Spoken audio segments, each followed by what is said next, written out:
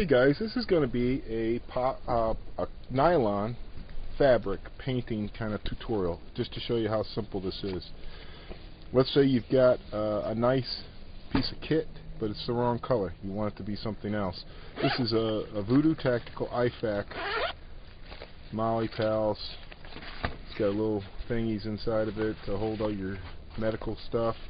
The only downside about it is it's not quick release. You can't rip it off your outfit and hand it to somebody to fix you. But other than that, it's a very nice looking piece of kit. So it's nice heavy material, and this paints up great. What you use is Krylon fusion paints. Now in this case I'm using ultra flats. I'm using that because I want to get a camo effect. When you got something super dark like this, even if it isn't dark, regardless of what color it is, depending on what your camo is, I'm going for more of an ATAX type camo. I'm going to be wanting to get this whole thing to be kind of a sand color. Now, what you do is you mist it. You don't start by laying down a heavy coat at all. See how light I'm misting that? Just misting it on there. Mist it on the most visible parts, you know? You're going to be putting multiple layers of paint on this because you're putting different colors, so don't overdo the paint. But you do want to, if you're going for changing black to something else, obviously you got to get that black to disappear so that you can get something closer to what you want. But you just missed it. Stuff dries super fast. You don't want it to get wet. You don't want it to pool, run, any of that crazy stuff. You'll notice that the zippers paint up super fast. So will the snaps. Zippers and snaps, anything that's already solid, that isn't a fabric, is going to paint up super fast. And you can go back and make those less obvious looking later. Now, you may not worry too much about the back, depending on how you're dealing with this thing. I'm not, because this is going to be mounted to my rig, my battle bra. So I don't need to worry really a whole lot about the back of it. You'll notice that the zipper also paints up a lot faster than the fabric.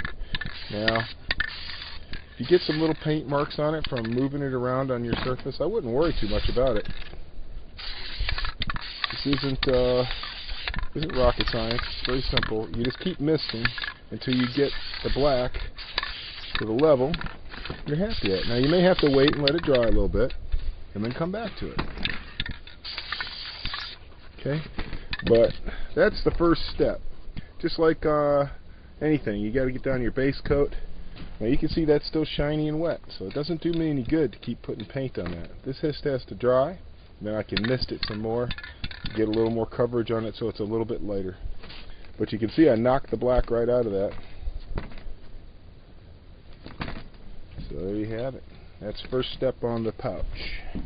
Pouch painting or nylon fabric type painting. It's the first thing you want to do is mist some base color on it. The only thing that's really, takes a little effort maybe is being patient. Because with the nylon, it doesn't help to saturate. Because what happens is it runs right through. So to actually get the best color, you have to mist it, and then wait, and then go back and mist it, and wait, and go back and mist it, and wait, and like so on and so forth. So there's really not that much to it. It's just a matter of being patient and not trying to put too much paint at one time.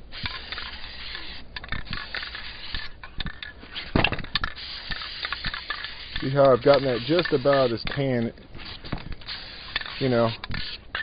it's almost like, I guess, like a coyote.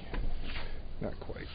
But you can see that that's taken on a nice color. And what I've been dealing with is just the areas you're going to see. You're going to see it from the side, front. We're not going to see the back. I'm not too worried about that. Let this dry a little more till it's ready for some more. Give it a little mist.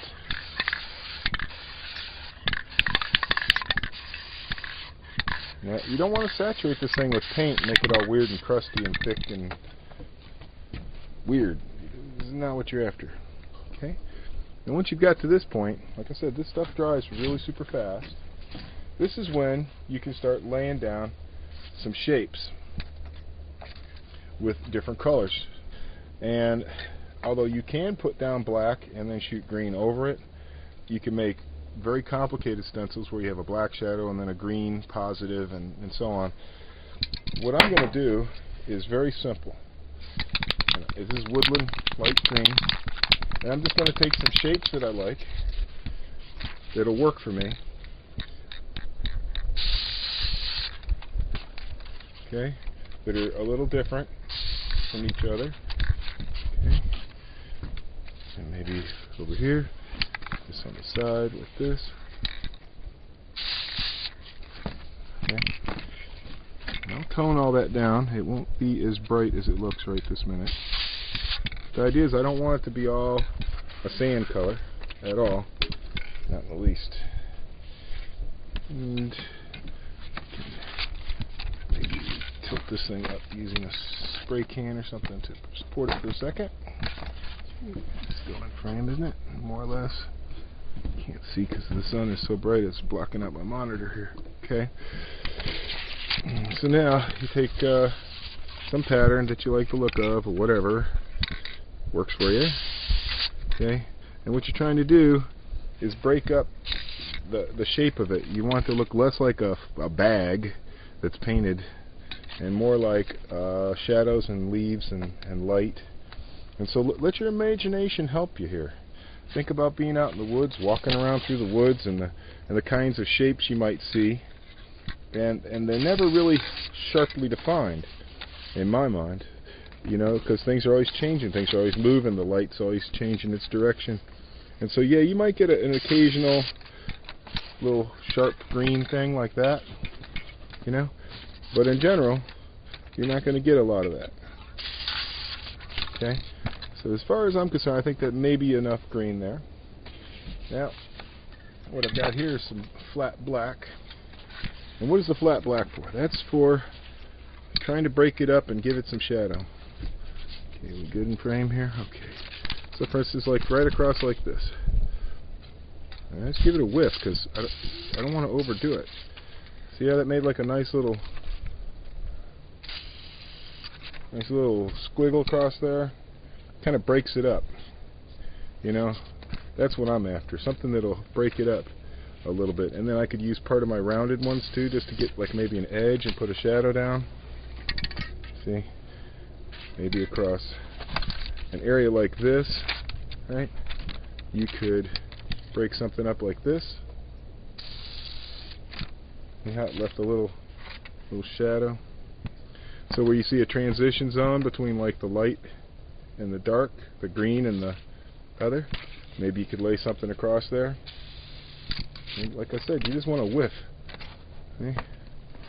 Now you're getting something that, now if it's looking too sandy to you, looking too bright, khaki is a wonderful thing. And you just gotta have an eye for color, and you've got to think about your surroundings and what you're trying to match. What I really need here is some dark green, but I'm missing olive. I don't have it. But I'm not going to fret over that. You know what I mean? I'm just going to get what I can with what I can. So here comes some khaki. Okay. And that kind of blended out that black. And right here it's looking very green to me. Alright, so maybe I might want just a touch of sand, like right there. See how that went across like that? Looks like maybe a little bit of light glinting off of a leaf. And like, see this really hard part right there? To my mind, that would be a great place for some flat black. Make sure I'm in frame still. And you see this little area right here? That's all I'm talking about, right there. See that? And then go after that with the khaki. Okay, and maybe give it just a little bit of a whiff, just to make it soften up a little bit. Okay. Yeah, see what we got now? So, in minutes, you've taken something that was black and you've turned it into woodland camo or ACU or whatever you want to make stencils for. You can get digital stencils, like for Duracoating weapons. You can get digital stencils and you can go really crazy with it, you know. But the thing is that what stencils do is if you just spray paint on it, okay, now I can spray from an angle and just give that like a little shadowy green like that, that's fine. But it doesn't give it the definition that, for instance, if you were to do something like this and do the same thing, okay, now when you pull that away, see, you get like a little edge, and that makes it look like a leaf or a shadow or something hanging in front of something else. And that's what these little things do. And I'm not saying that what I'm doing here is perfect, okay? But you can definitely get some effects with extremely simple stencils if you just use different areas of them. There we go. Okay, and see, I added a little something to that. Okay, so we'll just see what that does for me. I'll see how I like that, and if that's green enough for me. And like I said, I'm missing olive, so I can't do it. Now, just to show you, for instance, what that might look like next to something else. I mean, it's not too bad, you know. If I were to clip my radio onto this or something, it would blend in pretty good. And just to give you an idea of what it might look like against something that's actually alive and green, yeah. You see, it's a little too light. It needs more olive, needs more darker greens, which I'll get. But for what it is, and how long it takes, I think you can have some fun with this, guys. Just get yourself some paint, cut some paper, and go to town.